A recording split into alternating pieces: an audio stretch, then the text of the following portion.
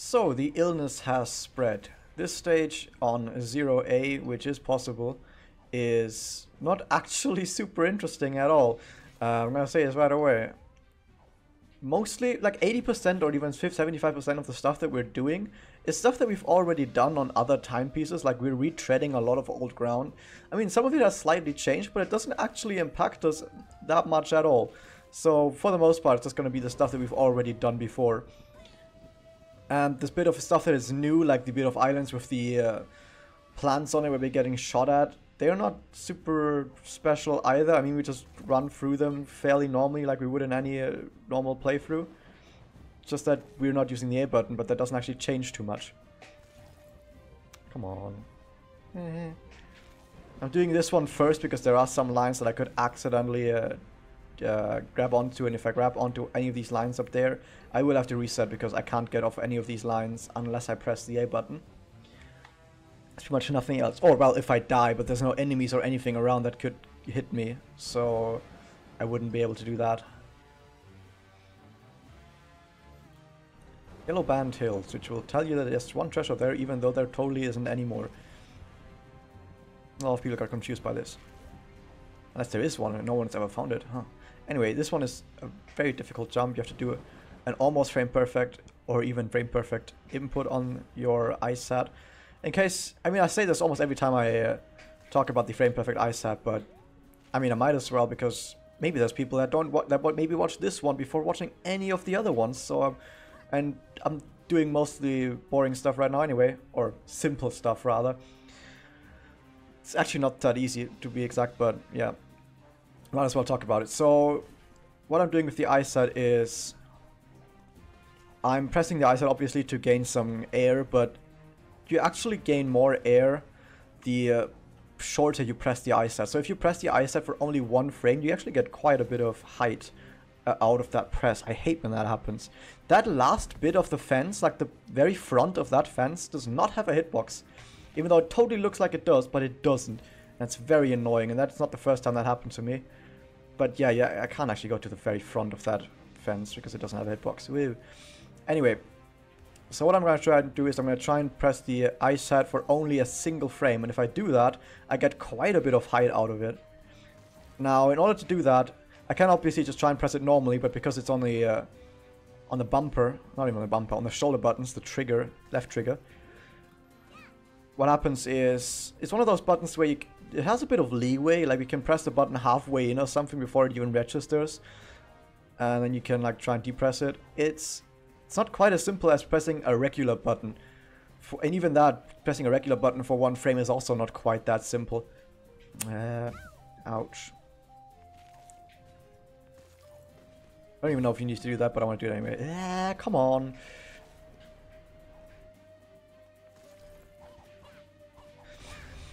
So in order to actually press the thing for only a frame, what I'm doing is I'm either just trying to press it just very slightly, just very lightly tap it, but that only works like half the time. Instead, in order to do it, actually I'm gonna actually kill myself. That's probably the best thing to do right here.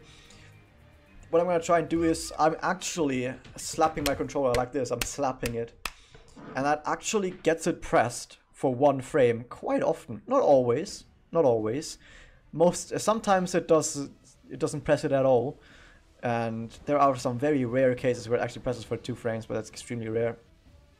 So let's say like 80% of the time it works, the other 19 or 19.9% of the time it doesn't press it at all, but it's alright.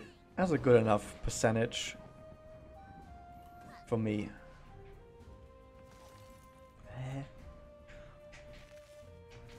Now for that cliff right there, I wasn't quite sure if I was able to do a wall run. If I'm not sure if I can do a wall run, I'll try and go to the top of it. Which right there, in order to get to the top of that ledge without grabbing it, and I can't grab ledges because that would require an egg press, I'm instead just going to try and get a little bit more height from the fence right there and then do it.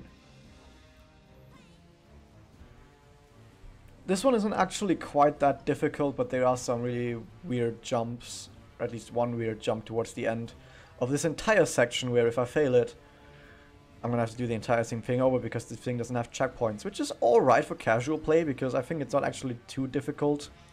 I mean, if you're at this point in the game, you're probably already quite good at the game, right? Like, you wouldn't be able to get to the finale of Chapter 4 without having some decent... some decent skills at the game. I'm trying to do a wall run. Because if I try and do the wall run right there, it doesn't do a wall run. So I'm trying to hit it over here.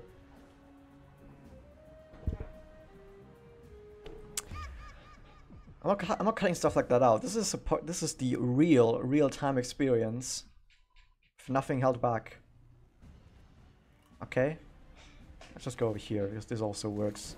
The wall run used to never fail, but I guess that's over now then, eh? Because now it just failed like 4 times in a row or 3 times in a row. It used to always work. Anyway. What was I talking about before? I don't even know anymore. Oh yeah, there's a stupid jump at the end of this, so I might have to redo this because... yeah, in casual playthrough, no problem with there not being any checkpoints, but if we're doing stuff like this, might get a bit weird. Oh, okay. Slap. You can hear me slapping the controller a lot, actually. So I guess adds to the entire thing, because you can kind of see what goes into doing stuff like this. I'm more of a fan of stuff like that, where you actually get to see or hear, or experience, whatever you want to call it, of what actually goes into a run like this. Oh, that's pretty cool.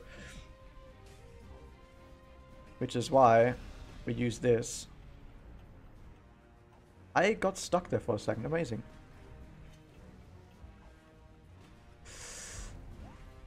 Nice. Now this stuff hits you if you're on the ground and close to it, but we can use the time slot to just run past it really quickly, or... okay, this is the difficult jump. Not accidentally fall off.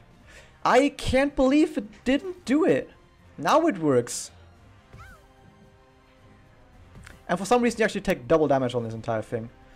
Amazing. So yeah, those are things that go into a run like this. So if you ever want to do a challenge like this, yeah, this stuff happens. This is just stuff that happens.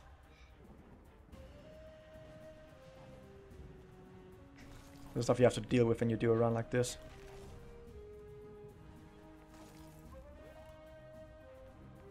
But at least the more you do it, the better you get at it, and then you get to do it faster next time.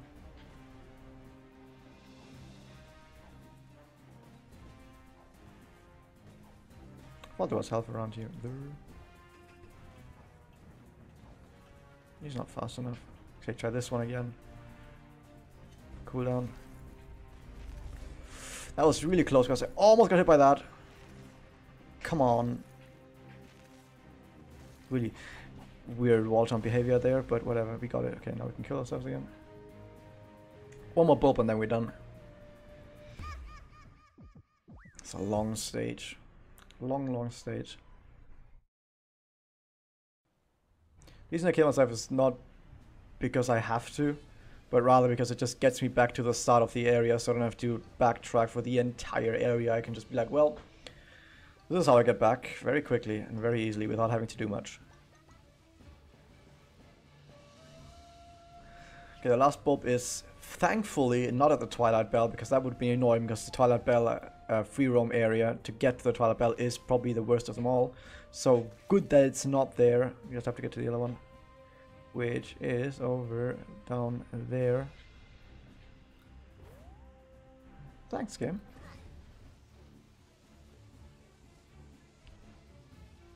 Do we take... I think we take the right path again. Like, this might actually be a little bit more dicey than doing this normally, because now with stuff being different, we might have some trouble actually doing all the stuff we want to do with the spiders. But of course we're gonna power through it. That stuff is over there is gonna get destroyed, but we're just gonna have to do it anyway. Because we have this. Okay, never mind. I thought we were gonna have a harder time actually hitting that, but that was actually fairly simple to hit.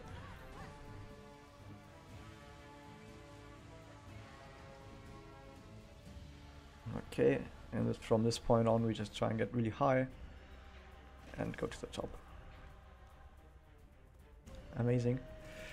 Now if this stage was not 0 A presses, but it was instead half an A press, it would actually be nicer to play. I don't know why I took damage there, by the way. Because if this stage was half an A press, or any stage is half an A press, I actually get to hold on the A button. And if I get to hold on the A button, I don't have to worry about grabbing ledges, because with holding down the A button, you can't grab ledges. Instead, you just hop on top of the ledge and you don't have to worry about anything. But right now, you see, I'm trying to battle the ledge grab all the time. There we go. There's some cats around somewhere, even in this cataclysmic stage. They really want you.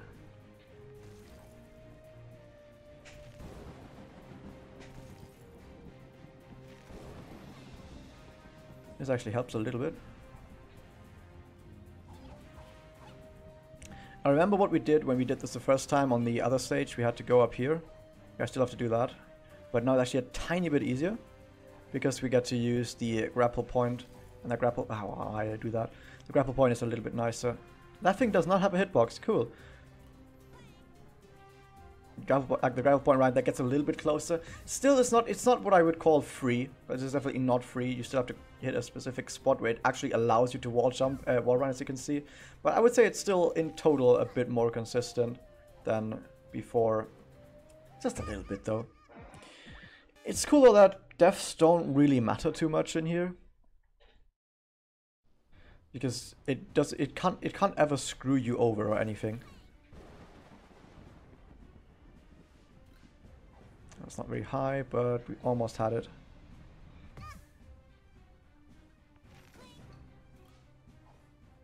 This is very finicky. But I mean, when I did this for the actual lava cake stage, I got this like first try, which made it look like it was easy. Like, oh, you got a first try, that must be a really easy trick. Actually, it's not. Actually, it's fairly difficult and finicky. And doing it this way is actually, like I said, a tiny bit nicer than the other one, but still. Because you're searching for an invisible point that you can wall run on. And it might be different depending on how your jump off was. Oh, okay. Like a jump off from the...